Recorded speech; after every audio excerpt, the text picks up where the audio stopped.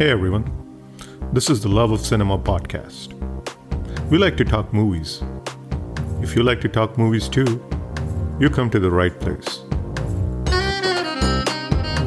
Now, one documentary film which is non-fiction film made of the non-fiction material, which he was very much impressed by, was Uday Shankar's Kalpana, which was released in the year 1948, 1 year after Calcutta Film Society was formed. Uday Shankar's Kalpana. It's a very stylized, very experimental kind of film. And my father, who was very close to Ray, he says that when we went for the special screening of Kalpana, Ray went with a camera and he was taking pictures still while the film was going on.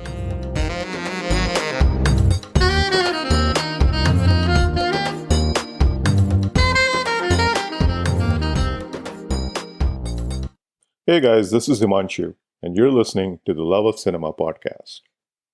In 1958, commissioned by the Films Division, Satyajit Ray started working on a documentary on the Bengali polymath Rabindranath Tagore. The stirring documentary was released in 1961 on the occasion of Tagore's centenary. In Andrew Robinson's biography of Satyajit Ray, Ray has mentioned that the portion of this documentary is some of the most powerful and moving things he had ever produced. As we inch closer to Ray's centenary, I wanted to make an episode on Ray's documentary work. Work which doesn't get as much attention as his feature films. Work that's equally excellent. We have a very special guest today with whom we'll be chatting about Ray and his documentaries. We have with us Subha Das Mollick, a documentarian and film studies professor at Aliah University. In her own words, her formative ideas of cinema were shaped by Ray's cinema. Subha also belongs to a family that was close to Ray. Her father was a close friend of Ray and a co-founder, along with Ray and others, of the Calcutta Film Society. But before that, if you're a first-time listener, do check out prior episodes of the podcast. You can find all episodes on Apple, Spotify, Stitcher, or wherever you listen to your pods. If you enjoy organic conversations centered on Indian cinema, Love of Cinema podcast was created for people just like you. So do consider subscribing. For an independent podcast like this one, reviews make a big difference. So please do take a minute and review us wherever you listen to your podcasts. And do spread the word about this podcast on Twitter, Facebook, or Insta. That would be much appreciated. Also, if you are a fan of Satyajit Ray, and who isn't, do check out a prior episode of the podcast marking 50 years of Aranyar Din Ratri, a personal favorite Ray film of mine. An episode that I did with author and independent film critic Amitava Nag. Back to today's episode. Subha and I took a closer look at each of Ray's 5 documentaries, the subject of his documentaries, the common thread among those documentary films, and Ray's approach to making those films. We also talked about the 2 documentaries which Ray had planned but never got a chance to make them, documentaries on Nehru and Pandit Ravi Shankar. Finally, we tried to juxtapose the realism of Ray's films with Ray, the documentarian. And Subha shared some interesting insights to that end, touching on films from Pathar Panchali to Shonar Killa. This episode is our small attempt to restart a conversation around Ray's documentary work. If you wish to add anything to that conversation, you can reach out to me on Twitter or via email.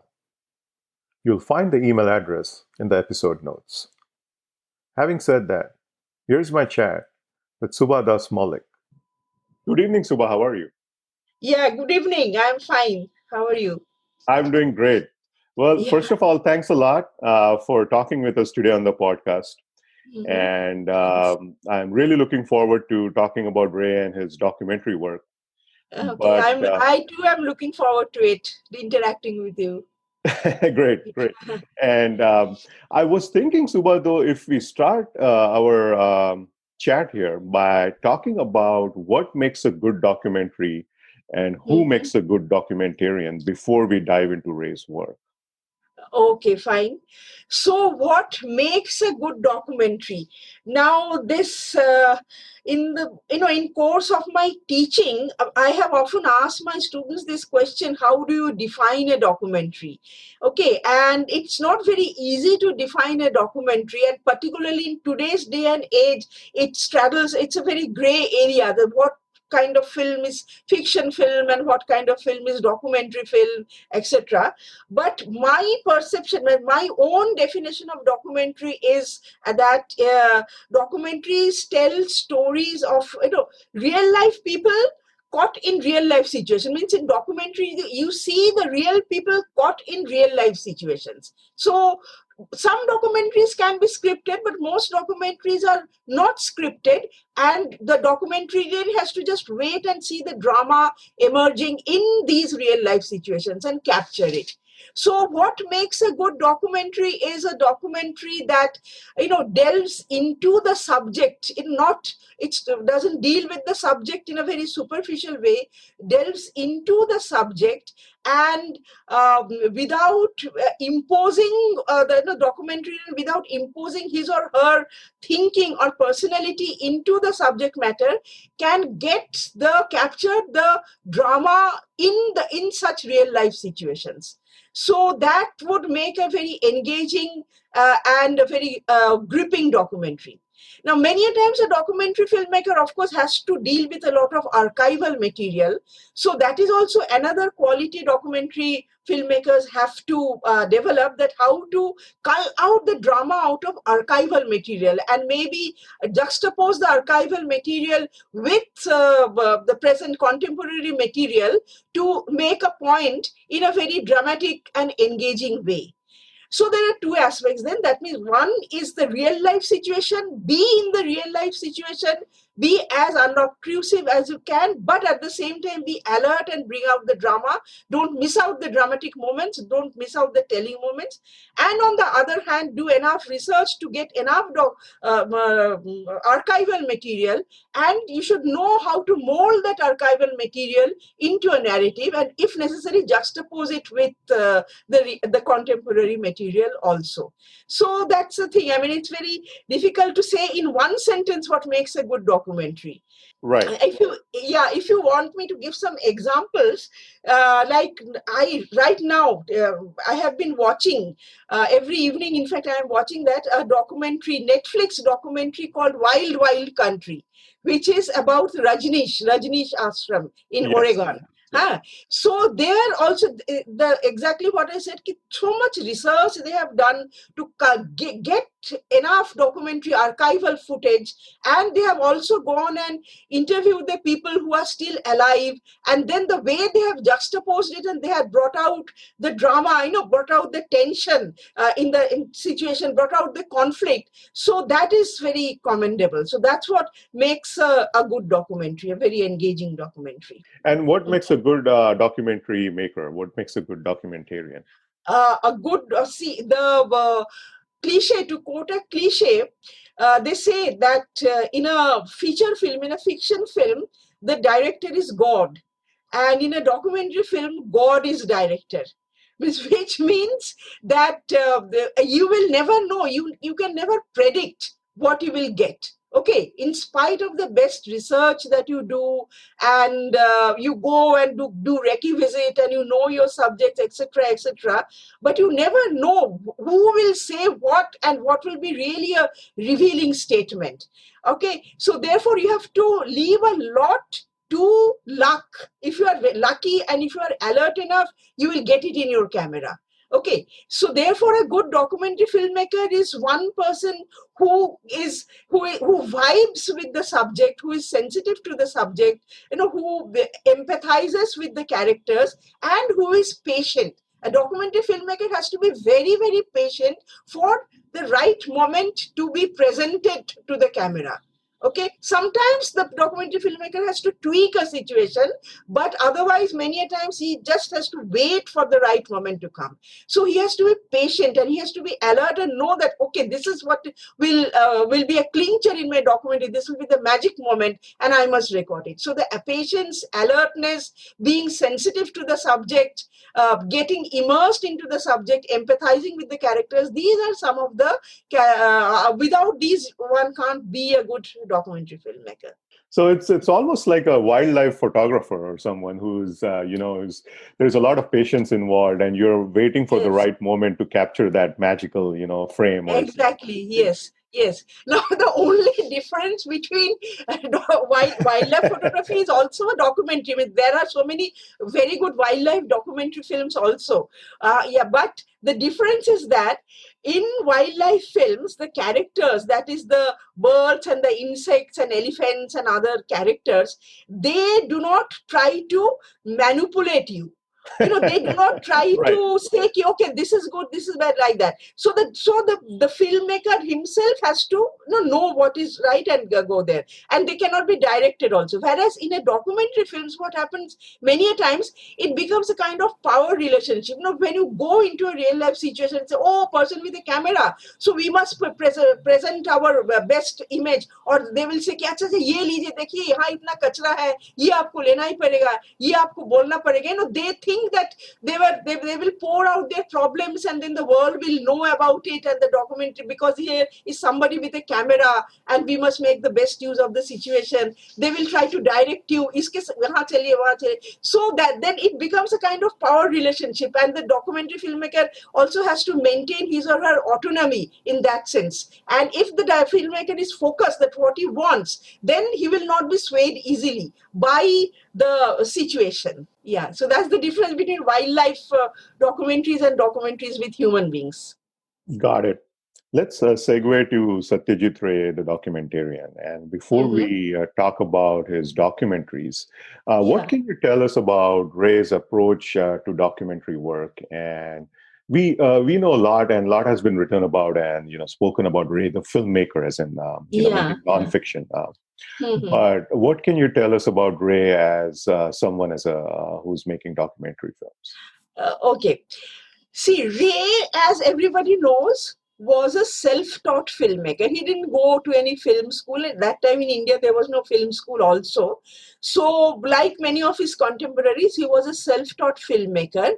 And he was bitten by the film bug in his teens, in his late teens. He used to go to the movie halls with a torch and a little notebook, and whatever he saw, he wrote down carefully. So initially, he has written in our films, their films, that initially it was the acting style, then it became the camera work, and then he began to understand the role of the director, the role played by the director.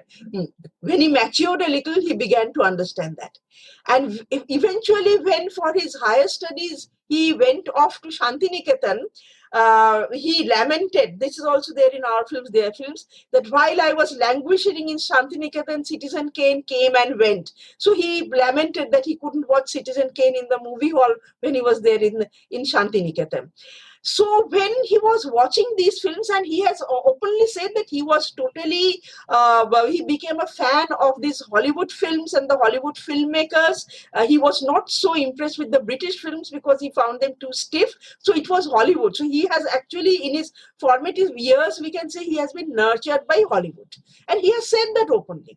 So in these formative years, he is this thing. In his formative years, he was not exposed, definitely not exposed to documentaries. And so he has not written also anything about documentaries because he was not exposed to documentary. I don't think he watched John Grierson and all that around this time. Nanook of the North, Robert Flaherty and all that. So it was mainly this fiction film. And so, his entire mental makeup was, although at that time he didn't imagine himself to be a filmmaker, he was only a film buff. Even when in 1947 he founded founded the Calcutta Film Society, he didn't imagine that he would ever make a film. And when Jean Renoir came and he assisted Jean Renoir and went around with Jean Renoir when he was shooting The River, that is also a fiction film. So his entire exposure in his formative years has been on fiction filmmaking, fiction films and fiction filmmaking.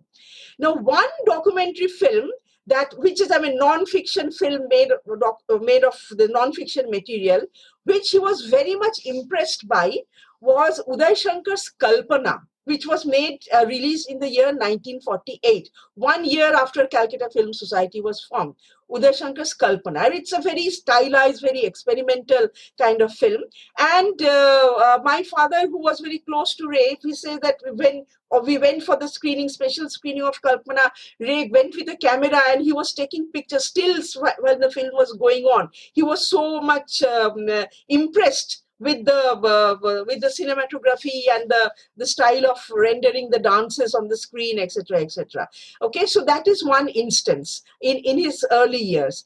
And then when he was in Shantiniketan, he had an opportunity to read many books on cinema, one of them being Roger Manville's film. So there in those books, he must have read things about documentary films. All right.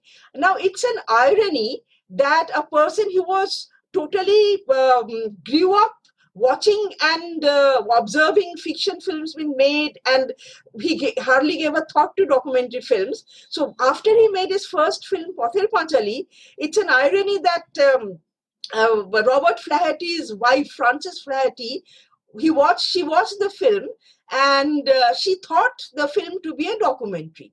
And it broke Ray's heart to point out that, ma'am, this is everything what you say. These are all, fictional characters. Actors have enacted these things and everything is constructed. So it's not a real life situation that I have presented in this film. Okay, so it was so it was so realistic that she mistook it to be a documentary. So it is also a well-known fact that when Ray went to England to study about advertising and to get further the training in the craft of advertising, he watched Bicycle Thieves many times, and because he wanted to make a film like Bicycle Thieves, taking non-actors, non-professional actors, and in location, going out in location, etc. So he watched Bicycle Thieves many times. So, and that you see the influence of Bicycle Thieves in Pather Panchali in many ways. Okay, but that is a realism. It's not a documentary thing. The film looks very real because shot with non-actors in real life situation, non-glamorous and all those things. Okay, so the Ray's first chance to make a documentary film actually came in the year 1958 when Films Division approached Satyajit Ray to make a documentary film on Rabindranath Tagore, because Rabindranath Tagore's centenary year was approaching. So Films Division approached him to make a documentary. By then, Pather Panchali had won the Best Human Document Award, and Aparajito had bagged the Golden Lion at Venice. So Ray was, everybody was celebrating Ray. So and also Ray being a Bengali and a Brahmo and close to the Tagore family, etc. Obviously, Films Division thought that Ray would be just the right person to make a documentary on Rabindranath Tagore. So Ray obviously accepted, and the film was finally made, and it was released in the year 1961, which is Tagore's centenary year. Tagore was born in 1861. Now, Ray has written to Mari Seaton. He was regularly in correspondence with Mari Seaton. So Ray wrote to Mari Seaton at one stage that this documentary on Rabindranath Tagore, the amount of backbreaking hard work I am putting into it and the amount of time and energy it is demanding, I haven't given so much time and energy to my feature films. At that time, he had only 2-3 feature films. He was only 2-3 feature films old. So I haven't given to my feature films. And when I read this statement, I realized that this is a fundamental truth about documentary films. That whenever you really seriously, honestly, you want to make a documentary film, really it's a backbreaking work. It's extremely time consuming, because a good documentary film doesn't get made in 1 month or 2 months time. It takes long. It takes 2 years, 3 years. It takes quite a lot of time to make a good documentary film, and it demands a lot of time and creative energy. So that is something he realized while making this documentary film on Rabindranath Tagore. So and in Ray used to also write a lot. So by then Ray was more exposed to the documentaries that were made not only by Films Division but also Robert Flaherty's film and John Grierson's films, and the even hopefully he saw Man with a Movie Camera also. Although I have never seen any of Ray's write about Man with a Movie Camera, which was made in 1929. Okay, so he was exposed to documentaries, and at one place in one of the journals of Films Division, he wrote, that was much after the making of Rabindranath Tagore, he wrote that John Grierson has said, to define a documentary, John Grierson had said that documentary is a creative interpretation of reality.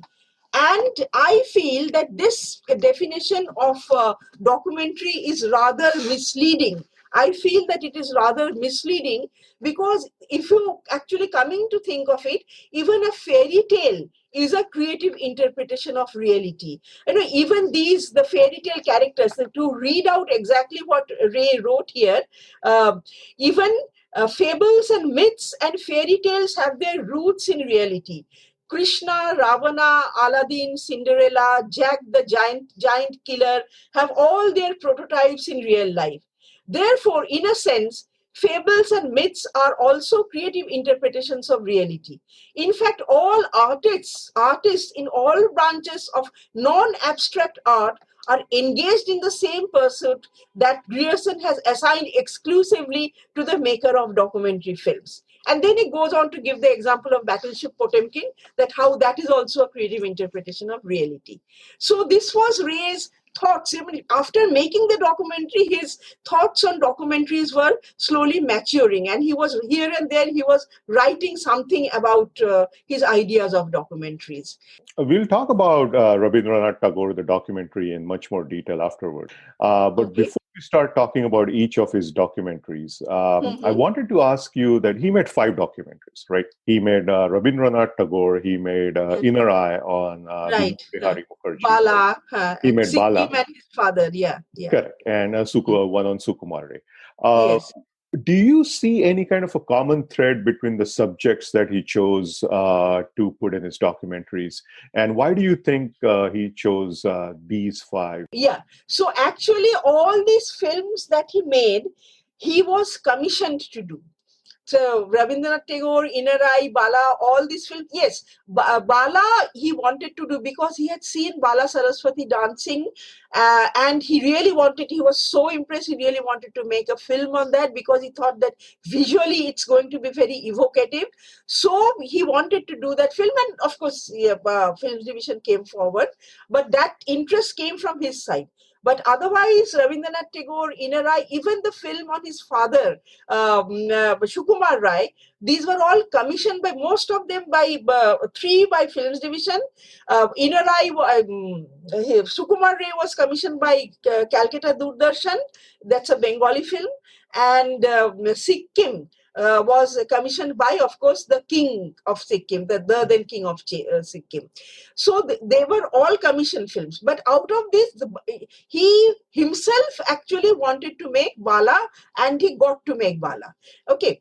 Now, if you ask me about the common thread, now out of these 5 films, 4 are on personalities, on individuals. Okay, and only Sikkim is about a place, about a culture, about a lifestyle. But otherwise, these are all, the rest of them are all about personalities. Okay, so that is one common thread. The other common thread is that his approach to his subjects have been quite objective. Although his family was very close to Rabindranath's family, he was directly a student of Binode Behari Mukherjee in Shantiniketan. Okay, but he has distanced himself at one level. He has distanced himself, and he hasn't brought in his subjectivity into his treatment. Not even on the film on his father.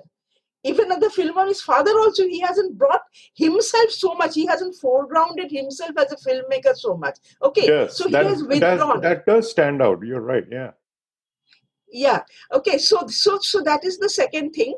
And the third thing that I would like to say is in all these films, he has written the narration and he has read out the narration. Of course, the language is perfect and the way he has read out is perfect. But that style of documentary filmmaking, which we say that voice of God, films division style of this thing with the voice of God, that has become passé nowadays, because in West, at least, they say that try to avoid voice over narration. Not that it's a strict no, but try to avoid voice over narration, let the characters speak for themselves, and so on and so forth. So therefore he took a more conventional treatment. As far as the treatment is concerned, the structuring is concerned, he was one may say he was conventional or he was conservative. He didn't do so much of experimentation. He was he was in admiration of Kalpana, Uday Shankar's Kalpana. But Kalpana kind of experimentation, I have never seen him do in his documentaries. Okay, but there are two documentaries that he wanted to make and he never got down to making. One is a documentary on Nehru, which Nehru was a chancellor of Vishwabharati. All prime ministers are chancellors of Vishwabharati. So when Nehru came in 1962 for their felicitation programs, etc., he had thought of telling Nehru that I would like to make a film on you. But then he never got down to telling Nehru, because Nehru was very much preoccupied with the Indochina War and the defeat faced by India in the Indochina War. So somehow he never felt like telling Nehru that I want to make a film on you. But this I came to know from Andrew Robinson's book, that he had actually, for some time, he had nurtured a wish of making a film on Nehru. And the other film that very sadly never got made is again on a person. So Nehru is again a personality, and the other film that never got made is Satyajit Ray's Ravi Shankar. Okay, so you know that Ravi Shankar was the music director in Pather Pachali and Oporajito, and then after that one more film, I think. Yeah. And I think in Opus Ramcharan, but I'm not 100% sure of that. So anyway, so they worked quite closely together in the 50s and early 60s. Yeah. And in 2016, a book has come out, and the research was done by Satyajit Ray Society, but the publisher is Collins. So they have brought out a book. The book is called Satyajit Ray's Ravi Shankar, an unfilmed visual script. And there is a storyboard. I mean, it's a mind-blowing storyboard. The way he visualized that he would make a film on Ravi Shankar. Obviously, he was a visual artist, so he could visualize things quite clearly, and he could put it down, I mean, in sketches also. So the way he has drawn the sketches in details, this is absolutely mind-blowing. And if this film had got made, then it would have been of the standard of Bert Hanstra's Glass. Okay, that kind of a film it would have been, or maybe perhaps India's first music video. But unfortunately, the film never got made. And in this book, there are speculations that why the film never got made. So because perhaps the two were drifting apart, and they were getting famous in their own worlds, and so they had less and less time to meet up, etc., etc. But my personal conjecture is that the film did not get made because of technical reasons. Now, what are the technical reasons?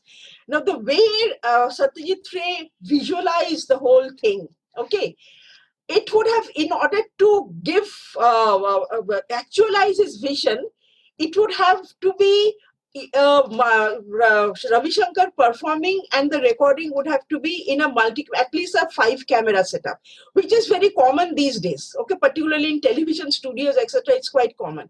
But when he wrote this, when he did this sketch, this was in 1960 or so. Obviously it was only film camera. All right, video cameras were not there. It was only film camera, and this multi-camera shooting was not yet in vogue. Okay, and if it doesn't have to be multi-camera shooting, the other option was that Ravi Shankar will have to play again and again the same thing. He will have to play again and again, and Ray will have to shoot from different angles. Now that is also very, very difficult for a classical music performer, classical music artist to do, because Indian classical music is improvised. So they don't follow a script. So once you play it, and you can't ask him to repeat exactly the same thing again. Okay, so because of these technical reasons, that's my conjecture, he knew that, given the technical constraints, how would he visualize what is there in his mind? So he never got down to doing it, and then both of them became busy with other things later on. But it's very sad that this film never got made. Okay, otherwise this would have been a visual treat and an experimental, a very unconventional kind of film. But the other films are, at least on the surface, they are more conservative, and they have followed the pattern that voice of God narrative kind of pattern. Subha, I wanted to talk about each of those 5 documentaries in a bit detail, and if you could give your critique of them as a documentarian or as an academic, that would be nice. So I will just, we'll start with the first one, of course, the one on Tagore. And we all know that Ray was deeply influenced by Tagore and his writing. Ray also learned to draw and paint at Shantiniketan. Of course, he made 5 films based on Tagore's work. And in 1961, like you said, on the occasion of Tagore's birth centenary, Ray made this first documentary film. So now when Films Division commissioned this documentary, so Ray knew one thing, that this has to be the official film on India's national poet. So therefore, being the official film on India's national poet, so naturally he would not have the space to criticize Tagore in any way, in the sense, this his relationship with his sister-in-law, not that it was anything amorous, but whatever. There are people who talk about it. Then why after getting the Nobel Prize, why suddenly in the West his popularity waned? And then, of course, he made this comment on Mussolini without realizing he praised Mussolini when he was meeting Romarola in Europe. So like that, this little things, he knew that he will not have the this thing, there is no space for discussing this, critiquing Tagore in that sense. Okay, but at the same time, he knew that it should not be a hagiographical film, that you make a film that, such a great man, this, that, it should not, then it would look very superficial. So he got it right at the beginning of his research, at the pre-production stage, that what should be the pitch of the film, what should be the tone of the film, and what kind of message it should give out. So if you watch the film, it's about an hour long. The prelude of the film begins with Tagore's funeral procession. Okay, and then Satyajit Ray's voice starts. If you want, I can play the beginning part so that you will hear Ray's own voice, the narration in the beginning part. Shall I play it? I have it here. Shall I play Please it? On the 7th of August, 1941, in the city of Kolkata, a man died.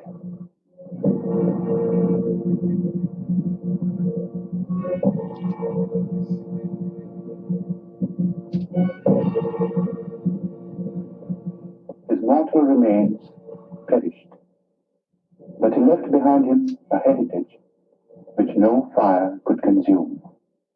It is a heritage of words and music and poetry, of ideas and of ideals, and it has the power to move us, to inspire us, today and in the days to come.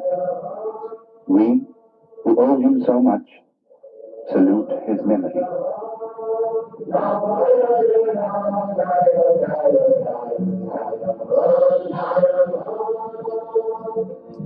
Yeah, so that was the beginning part. So he begins, that is the prelude, and of course it is Ray's understatement, his sense of balance. It's everything is working here. He is starting not in a very over the top way, but in a very constrained way. He is starting, and after this prelude, the main film begins. And watching the film, what I realized that he had an international audience in mind. Maybe that was his brief, or maybe that was self-imposed, that he had an international audience in mind for while making the film. And he was not making the film for Bengalis who are very familiar with Tagore. He was making the film for an international audience who are not familiar with Tagore. Okay, so that is why perhaps he begins with the establishment of the city Kolkata, because he wanted to position Tagore in context. He wanted to contextualize Tagore. So he begins with how Calcutta was established by Job Charnock, and the white town and the black town, and Tagore was born in a house in Black Town in Jorashako, etc., etc. He begins like that, and then particularly in the beginning part, there is a lot of enactment. Means the young Tagore, Bharatanatyam Tagore, he's getting his portrait painted, and then young Tagore, Rabindranath Tagore, he is moving around in Jorashako house. So those were all characters, actors who were enacting those parts. And then Tagore went to Dalhousie with his father, so that journey. And then in the evening at dusk, their father and son are sitting, and Tagore, Rabindranath is singing songs to his father, devotional songs to his father. So those were all enactments. Okay, and obviously because there is no archival footage, so he had to if he had to tell the story like that in a linear fashion, so enactment was the only way. And then later on, when it came to Shantiniketan and Tagore's visits to Moscow and USA, etc., etc., then he found archival footage, and he used some of the archival footage also.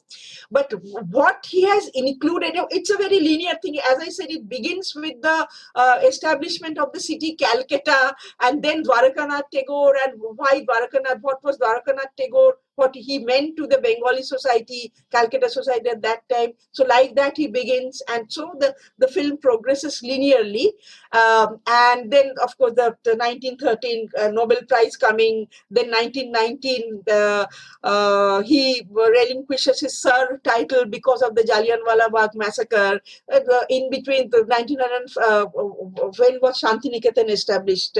After his Nobel Prize, the Shantiniketan was established. So everything goes in a linear fashion, okay, but it flows very smoothly. All right, and visually it is rich. Like when Ray is talking about, Tagore's father said, Devendranath said that you have to take care of the zamindari in Shilai Daho. All right, then Ray got a chance to capture rural Bengal, the beauty of rural Bengal, and mix it with this Ravindra Sangeet. So when I had first watched this film as a schoolgirl, I still remember that scene, the coming of monsoon. The monsoon clouds are just as if hanging heavily over the horizon, and the music that goes on with that, the song that goes on with that. So Guru Guru Beautiful Guru Guru scene. Kanumego Goroje. So I still remember. So those passages are extremely evocative, visually extremely evocative. Okay, now then what to my mind is a master stroke, and that is where Ray's vision really comes out, that Ray is not an ordinary filmmaker, is the way he ends the film. Okay, so going linearly, where we know that in 1940, Tagore falls ill, and he has to be brought from Shantiniketan, he has to be brought to Calcutta for medical reasons, because he needed more medical attention. And then at that time he wrote Tobu Mone Rekho. Okay, so those songs are there, Tobu Mone Rekho. So he came back to the Jorashako house, where as a young boy he used to move around alone from corridor to corridor. So that song Tobu Mone Rekho, okay, but the film could have ended there. All right, just Tobu Mone Rekho. But why he didn't end the film there? because Tagore was not an ordinary person. Okay, he was not an ordinary mortal being that, like all of us are born, we die one day, and before dying, we say that, okay, Tobu Mone Reko, even when I am not there, you just remember me, like that. So he didn't want to end in that note, because Tagore was himself was what? He was a visionary. He was a kind of messiah. So after the Tobu Mone Reko, this Ray says that one of the last pieces of writing of Rabindranath Tagore was Crisis in Civilization, because it was the midst of a raging war, and he was seeing the kind of violence that was going on in Europe, and he was heartbroken to see the violence that was going on, and he wrote this a Crisis of Civilization. So he reads out some passages from Crisis of Civilization, and the film ends with Tagore, like a messiah-like figure. He's raising his hand, something like Jesus Christ is raising his hand, and he's crying out that in spite of that, I have not lost my faith in humanity, and humanity will prevail in the end. So I just play the end part. Okay, just as I played the beginning part, I just play the end part, and then you will realize what I'm talking about. Civilization. It concerned itself with the state of the so-called modern civilization, a civilization that was being shaken to its very roots by barbaric wars of aggression.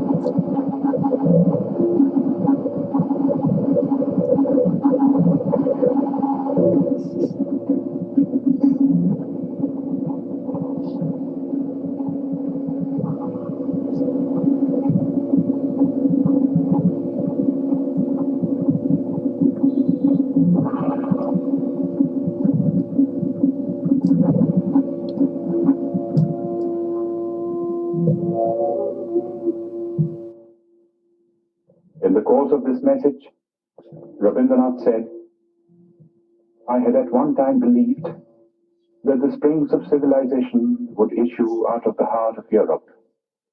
But today, when I'm about to leave the world, that faith has deserted me.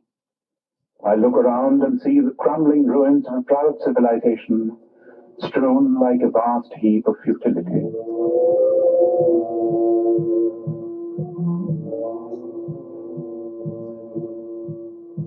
And yet, I shall not commit the grievous sin of losing faith in man. I shall look forward to a new dawn, to a new chapter in history, when the Holocaust will end and the air will be rendered clean with the spirit of service and sacrifice. Perhaps the dawn will come from this horizon, from the east, where the sun rises. On that day, will unvanquished man retrace his path of conquest, surmounting all barriers to win back his lost human heritage."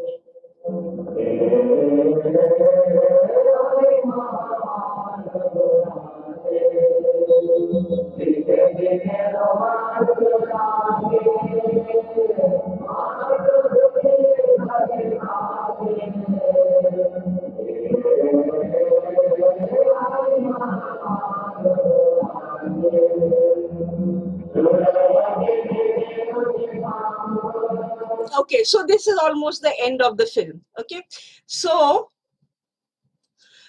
therefore this the messiah-like image, the lasting image that that Ray wanted to leave of Tagore in the viewer's mind is that of a messiah who is giving out the message of peace, of harmony, of universal brotherhood. Okay, so that's how he ends the film, and so that is what I find, that is where the maturity of Ray as a filmmaker and the depth of understanding he had of Tagore and his work shows. So, if you ask me that what do today's students have to learn from this film, Rabindranath Tagore, so I would say three things essentially. the amount of research that has to go into the making of a film. Number two, writing of narration and speaking out of narration, and how the narration is matched with the visuals. There's a lot to learn. And the pacing of the film. So, okay, these are the things, I mean, one can show this film again and again to cinema students. And these are the things today's students can imbibe from the Rabindranath Tagore, made by Satyajit Ray in the year 1961. Strangely, when 150 years of Tagore was there a few years back, 4-5 years back, 150 years of Tagore, Rituparna Ghosh made a film, some other filmmakers also made films, okay? But nobody, in these 50 years, the language of documentary film has evolved so much. At least the filmmakers are exposed to so many genres, so many styles of documentary. But after this 1961 film, no film was made on the occasion of 150 years of Tagore that would surpass or even come near this film. So that is a very sad thing. But Bengal doesn't lack in filmmakers. So why this gap, this lacuna, I don't know. No, Bala was the one documentary film you mentioned that he did by himself, right? He wasn't commissioned to do Bala. No, he was commissioned. I mean, later he got funding. He must have approached Films Division, and Films Division commissioned him. I mean, it's not that it was a self-funded film, but the expression of interest came from Ray's side that he wanted to make a film on Bala. But that was also a commissioned film. I see. Yeah. Bala is a film that completely grabs you from the first scene, and it's a documentary, but I just love how effortlessly it kind of segues to the technicals of classical Indian dance. How do you see Bala as a documentary? Well, for some reason, Bala is not so much in circulation. Unlike the other films of Ray, Bala is not so much in circulation, and it's not talked about also so much. I do not know why, but yes, Bala is visually very evocative. It's an experimental film, experimental in the sense Balasaraswati danced on the sand by the seaside, and by then when actually Ray got to make the film, Bala was not in her prime. She was past her prime, but still she cooperated and she danced by the seaside on the sand, etc. So all these moments are there. Okay, but I do not know why that film is no longer in so much in circulation. I really have no idea about that, because it's not banned. Like Sikkim was banned for many years, but this film was not banned. But still, it's not shown around and it's not talked about also. I really don't know why it is so. But Ray definitely enjoyed making the film, because I have seen some of the stills of the Ray directing Bala, etc. So one can make out that he really enjoyed making the film. It was very close to Ray's heart, that film Bala. Right. There are some stunning shots in this particular film. I just watched it yesterday. There is a average print of it on YouTube if you wish to check it out. Okay. But I just watched it yesterday again, and there's just some stunning shots. One of those being, like you said, the one where she's dancing on the shores. Even the introduction of the mudras and everything is so nicely done, and it's so nicely narrated, that I really liked Bala a lot. So if after Rabindranath, if there is a favorite documentaries of Ray, this would be up there for me. Yeah. And moving over to the other three ones, let's start talking about first Inner Eye. Inner Eye, yeah. Now this is again somebody who Tagore, sorry, not Tagore. This is again somebody who, Ray had been touched by, right? Binode Behari Mukherjee was one of the teachers at Shanti. Correct. So Binode Behari was Ray's teacher. And both Bala and Binode Behari, they were alive when these films were made. All right.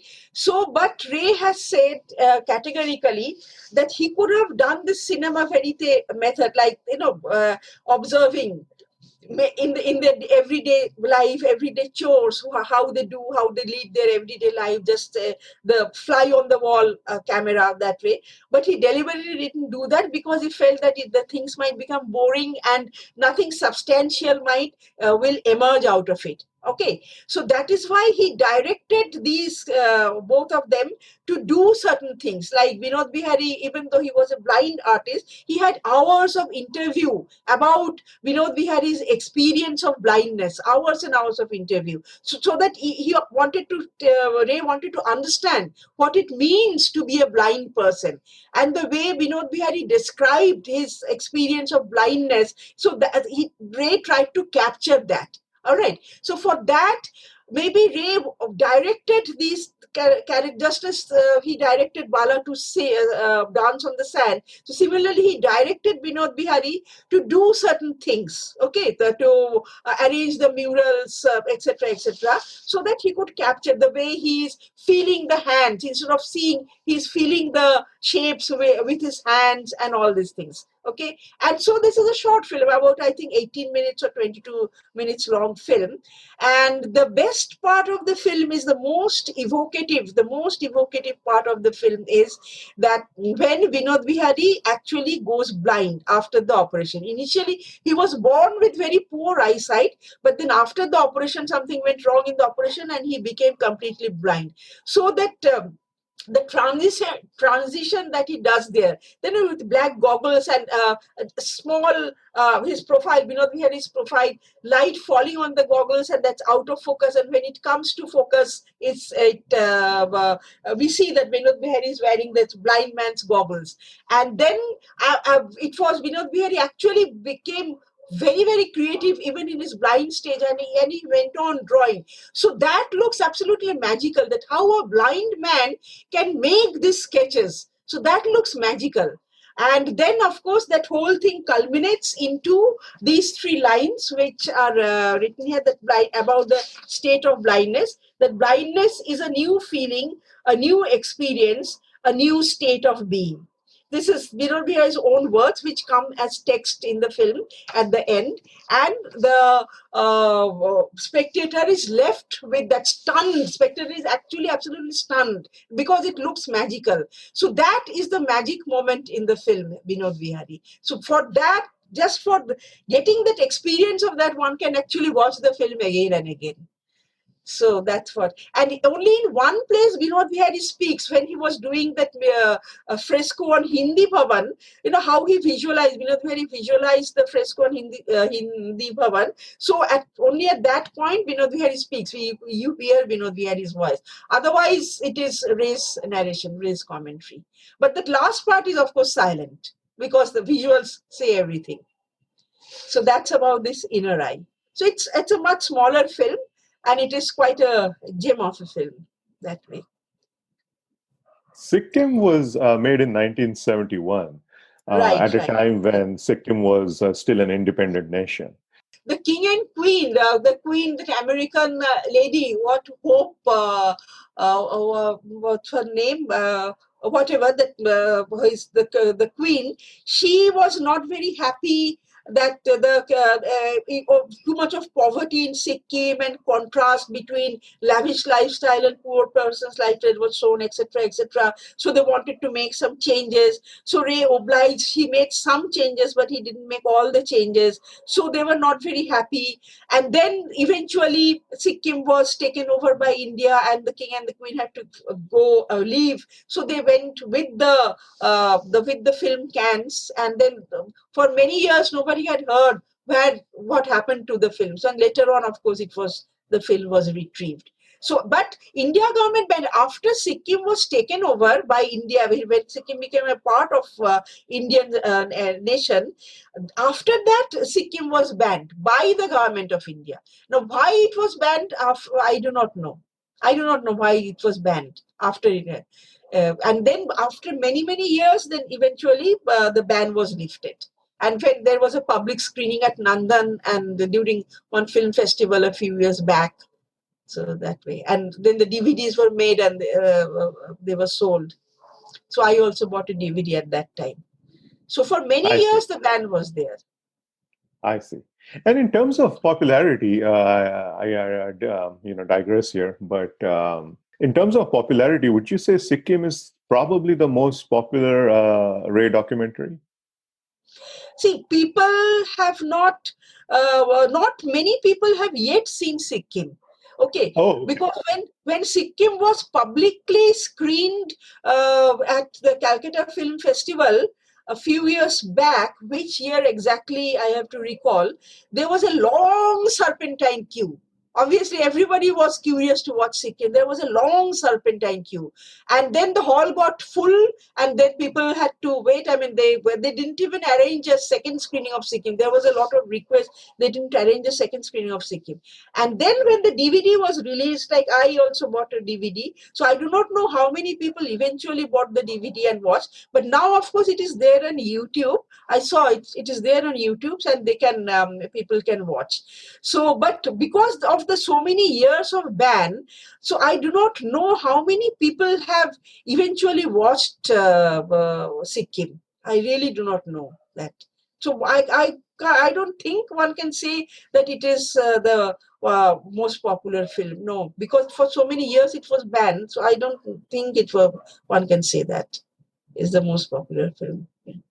But Sikkim, when I watched Sikkim, that is one thing I realized, that of course Ray remains very objective in his dealing with his subject, but here Ray is an outsider. I mean, he is not a Sikkim insider. He is an outsider. That one can make out. And Sikkim as a film is not a typical travel documentary. Okay. But still the fact that Ray is an outsider, so the way Ray is observing the little school children going to school, the laborers working, the marketplace, okay, well, the food, the daily food, and of course that finally in the royal grounds, the festivities and the dance and all that, so that he is watching. I mean, he is in awe of a new culture, a new geographical location, okay, and he is familiarizing his viewers with everything. So you can make out that the Sikkim is made by a person who is not an insider to Sikkim, that he is an outsider,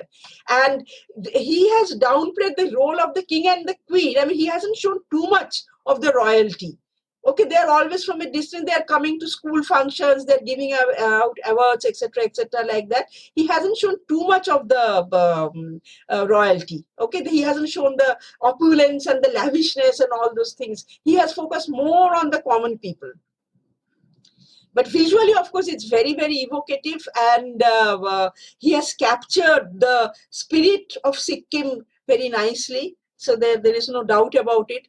Cinematically, there are some interesting moments. Like this is something many people, critics have written about, that two drops of water coming towards each other on a wire, which is juxtaposed with the carriages on the ropeway coming towards each other. Yes, So yes. yeah, it was the beginning, when the whole thing is just visual and before Ray starts talking. So those little moments are there. Another very interesting moment is when he goes to Pemyangste monastery, which is a much older monastery, that he says that these wooden houses, they are 200 years old and they have remained like this for this 200 years. Although inside you will see signs of modernity, and he focuses on a Pond's cold cream, this big bottle kept on a shelf. So those are those little touches that he has given there. So he has shot extensively. And it's not that he has gone with a camera, he has done 10 days of shooting and come away. Not that at all. He has stayed there, lived there, and shot extensively. So he has really gone into the society. He has tried to enter the society and examine it from up close.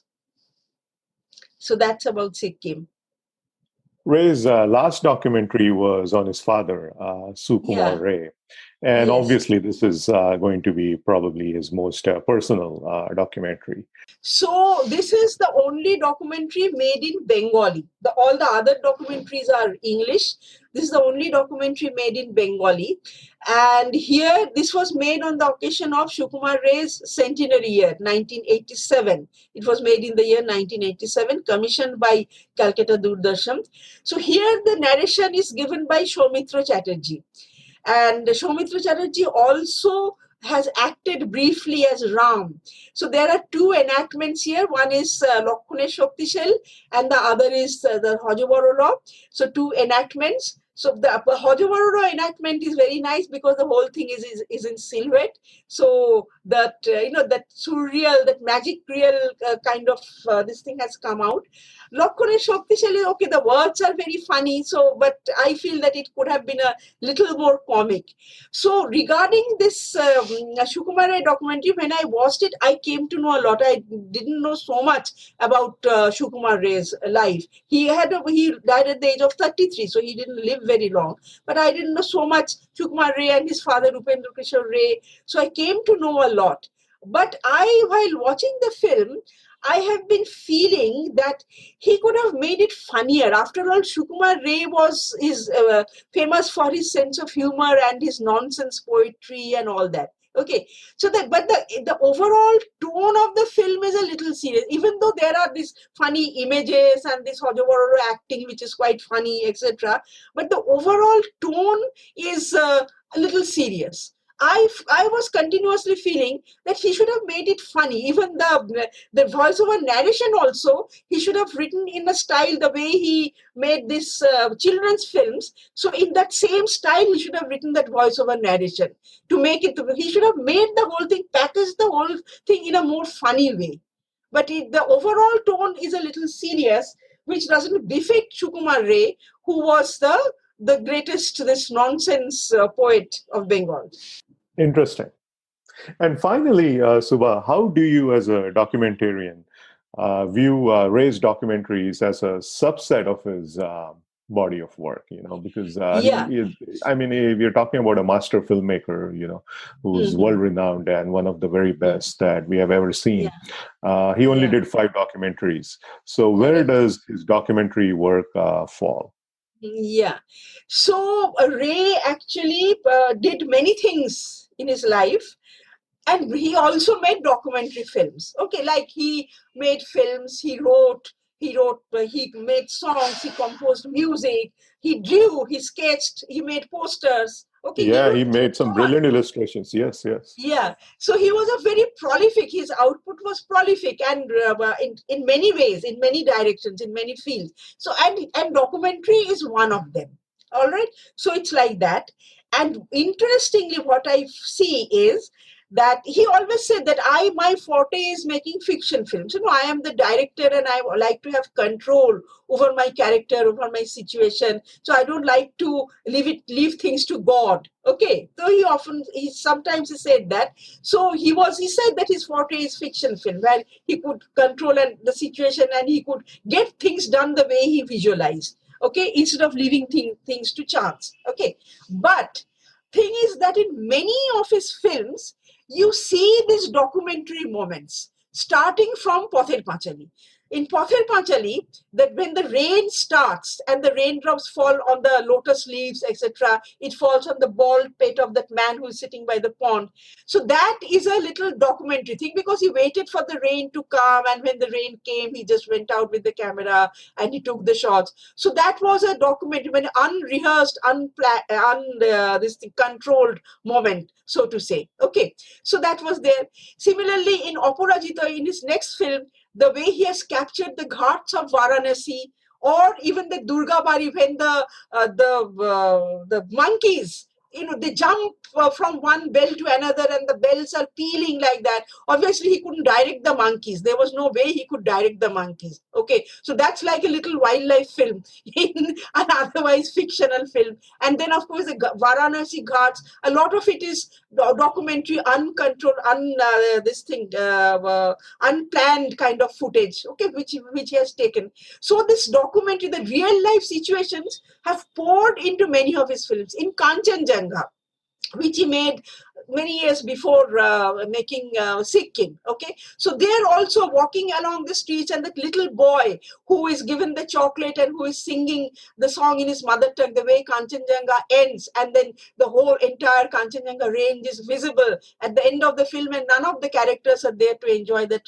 So that is again because the little boy, he just picked up that, okay, you please do this, you just sing the song. So in fact, he looks at the camera and sings the song. Okay, so it's a kind of direct address. He looks directly into the camera and sings the song. So in his children's film Sonar Kella, he went to Rajasthan and he found this woman who was a wonderful singer, and he had this lady must be there in my film. It was not there in the original script, so he tweaked the script and he put the characters in that when there was the singing thing at night, and he recorded that. So these real life situations have poured into his fiction films. In many of his fiction films, real life situation have poured into it, into his camera, and they have enriched the films. Okay, they have enriched the narrative also. So that is my observation. But all in all, Ray was a fiction filmmaker. He believed in scripting. He was meticulously, he used to draw the storyboard and write the script. Okay, so somebody who does so much of planning and believes in so much of scripting and pre-production and doing the storyboard, obviously documentaries will not come very naturally to such a person. But from this body of 5 documentaries, we have a lot to learn. The cinema students have a lot to learn, because even though they are rather conservative because of the voiceover narration and all that, but still the way he approaches the subject, okay, the way he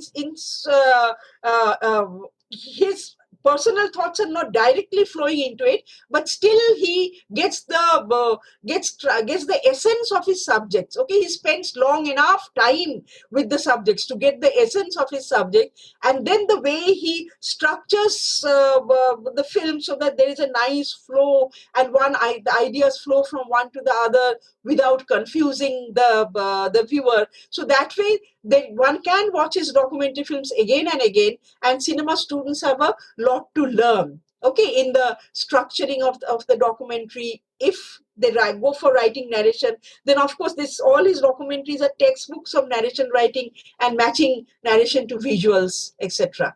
So this is what I would say, that it is a small body of his work, but Ray's thoughts on documentaries and what he achieved, what he did not achieve, and what he inadvertently achieved, documentary-like qualities or documentary-like moments in some of his fiction films. So that whole thing makes it a very interesting study, that Satyajit Ray and documentaries as a genre, that makes it a very interesting study. Thank you very much. This was a great discussion, and I always wanted to do something on his documentary work, because that doesn't often get spoken about. So this was great. And thanks a lot for sharing your insights with us and sharing your critique. Really appreciate it. Thank you. If you like the episode, please do spread the word about this episode and the podcast. And don't forget to subscribe to the podcast wherever you listen to your pods. Also, do drop us a review in Apple Podcasts when you get a chance. You can follow me on Twitter and Instagram at loveofcinemasf8 for podcast-related updates and my tweets on all things movies. That's the episode. This is Himanshu signing off. And like always, thank you for listening to the Love of Cinema podcast.